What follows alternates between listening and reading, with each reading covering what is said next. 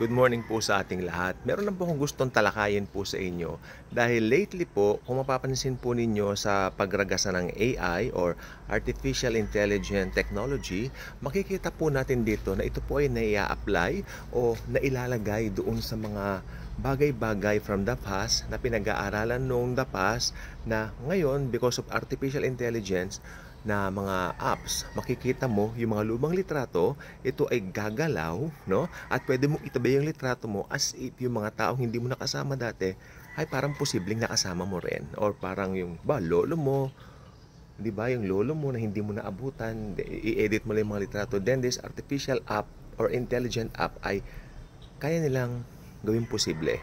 So isa po sa mga tumatamasa nito ngayon ay ang artifact na tinatawag na the Shroud of Turin. The Shroud of Turin, ito po yung pinaniniwalaan ng karamihan na totoong mukha ni Jesus Christ. Na ito raw ay kasi nakita po doon sa shroud, parang kumot na ibinalot doon sa katawan ni Jesus nung siya po ay namatay sa cross.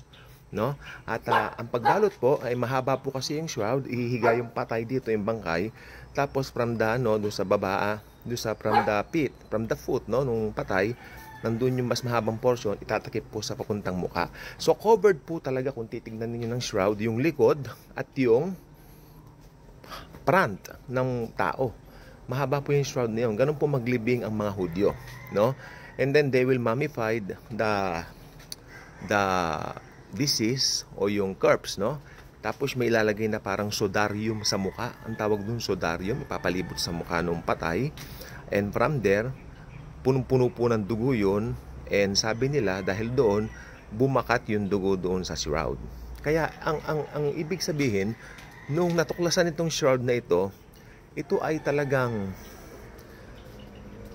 parang totoong-totoo na talagang kahit sino magsabi, ay talagang parang yun nga talaga yung shroud ni Jesus. Ngayon, dahil maraming naniwala na yun yung shroud ni Jesus, itinago nila ito at nakasurvive na rin sa maraming fire o mga sunog. Pero until one time, na-discover na yung bagong technology ng mga panahon na yung kung tawagin ay photography, ito po ay kinuha nila ng litrato at namangha po yung kumuha ng litrato na isang bihasa sa fotografiya dahil ang lumabas po sa halip na positive ay negative. Or should I say, sa halip na negative ang lalabas, naging positive. So ayan po yung nakikita natin na itsura ng Shroud of Turin sa mga simbahan ngayon na inilalagay. No? Pero ang tanong, ito nga po ba ang totoong mukha ni Jesus Christ? At ngayon po, sabi ko nga po, nag-progress na po ang AI dahil dati maraming nagsabi, check, ito nga talaga ang mukha ni Jesus Christ. Pero marami rin ang tumututol. Kaya meron din nag-aral ng shroud na yan, pinag-aralan yan. At noong 1978, sinabi nga nila na ito ay fraud o hindi totoo. Pero may mga hindi sumuko na mga nag-aaral talaga tungkol sa shroud. Pinalabas uli yung shroud, pinakuha nila uli, pinag-aralan nila muli, at binanggit na totoo na naman. Kaya noong 2003 o 2004, binanggit na ito ay totoo na naman. Hanggang pinabulaanan na naman yata nung after mga ilang taon. Ganun lang po ang nangyayari dyan. So ano po ngayon ang papel ng AI dito? Ngayon pong panahon ng AI, makikita po natin dito sa atin pong tinatawag na makabagong technology. Sa mga, ewan ko lang po, nakikita nyo po siguro sa mga Facebook nyo, sa mga YouTube, no? Yung ginawang AI tungkol dyan, ibig sabihin ginawa na siyang 3D, at siya po ay makikita mo yung mukha ng taong yan nung nabuhay. So ayan po yung nasa litrato, parang ganyan, no? Hindi pa po yan yung talagang ginawa nilang makikita mo talaga kung anong itsura ng tao yan nabuhay. Ngayon ang tanong isa lang po, pasok na po tayo rito sa sinasabi ng Bible.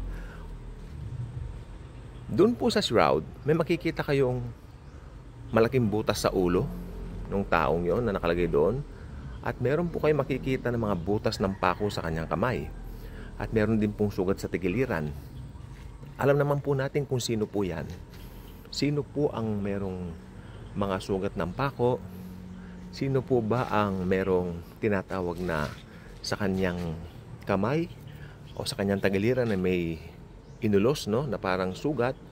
At sino po ba ang may sugat sa ulo na sumisimbolo na ito ay pinutungan ng korona ng tinik? Walang iba kundi si Jesus. no? Alam natin yan dahil yan po ang nakasaad sa Biblia. Pero paano itong Shroud of Turin? Ang tanong, yan po ba si Jesus? Suriin po natin yan ayon sa sinasabi ng Bible at saka sa ayon na rin po sa mga katibayan ng mga scholars kung ano po ba ang height ng mga taong nabuhay noong panahon ni Jesus Christ.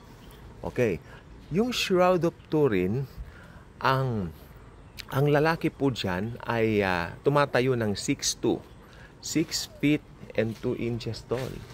Ibig sabihin may katangkaran po, matangkad po, 6'2" feet. Ngayon, ano po ba ang tawag natin ang mga heights ng mga ordinary Jews nung panahon ni Jesus Christ? Nung araw, pag ikaw ay male, pag ikaw ay lalaki nung araw, pinakamatangkad na po dati sa kanila ay ang 5'5" o 5'4", no?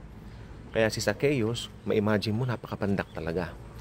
Si Jesus, yung height niya tama lang po kasi sa lalaki during that time matangkad na po yung 5'4" at saka 5'5", no? So doon pa lang po sa unang yon na investigation tungkol dito, palpak na po yung shroud. Okay? At ayon din po sa mga tao nung mga panahon na yon, no? Ang mga Hudyo po during that time ay merong kulot-kulot na buhok, no? Si Jesus Christ, bagamat may kahabaan ng buhok, hindi po yun talagang mahabang buhok na parang sa babae. Ito po ay may pagkakulot-kulot ng konti. No, ay ganun daw ang mga tao nung araw. At dito po sa shroud, makikita mo parang matanda yung itsura nung lalaki na patay. While si Jesus po ay 33 years old lang. Jesus was very young, no? Kaya kung ikaw ay 50 years old, yung edad ni Jesus na yan, parang anak mo na lang. Batang-bata ang Panginoon sa kanyang edad. So hindi po, yun yung mga bagay na ganon. At saka si Jesus Christ po, naniniwala rin po maraming tao, may malaki ang katawan, malaki ang build ng katawan nito dahil siya po ay karpintero. Hindi po yung karpintero na gumagawa ng mga Oo, si Jesus po ay gumagawa ng may tawag po ron parang mason, yung parang mga bato ang kanyang mga bato ang kanyang ginagawa, no? Gumagawa sila, nag-uukit ng mga bato ang tinatrabaho, kaya may kalakihan ng katawan ni Jesus Christ talaga. Yan po ang sabi ng mga tao, no? Ayun na rin sa mga scholars. Kasi ganun po talaga. Pag ganyan, pag-aaralan mo yung ancient Israel, hindi yung Israel ngayon, no? Sa Israel ngayon, bakit may mga matangkad? May nag-argue pa nga, sa Israel may mga matatangkad na tao. Dahil nakapag-asawa ng iba't ibang lahi. Tandaan mo, nung panahon ni Jesus Christ, mga purong Hudyo yung nandoon sa Israel. Dahil hindi pa na-destruct ang Israel during AD 70. Okay? Ayun po yun. So, yun lang po yung mga argumento rito. Kaya talagang kung titignan po natin, malayo-malayo po yung nasa shroud sa totoong Jesus Christ.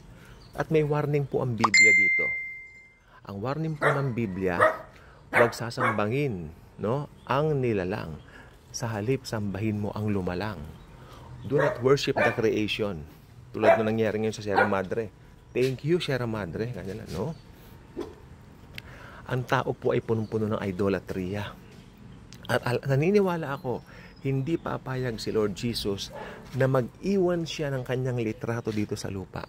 Kasi sasambahin ng mga tao. Amen? So, isang tanong, isang sagot. The Shroud of Turin, is it the artifact, or it is the very first artifact of Jesus Christ? The answer is big no. That's not Him. It's not Him. Jesus Christ is God, no? Jesus Christ is divine. Pag nakita mo si Jesus, nandoon yung kanyang glory. Kaya tignan mo yung mga malalalim sa Bible. Pag tinanong, anong itsura ni Jesus? Ang sasagot natin, hindi ko maibibigay ang physical description niya.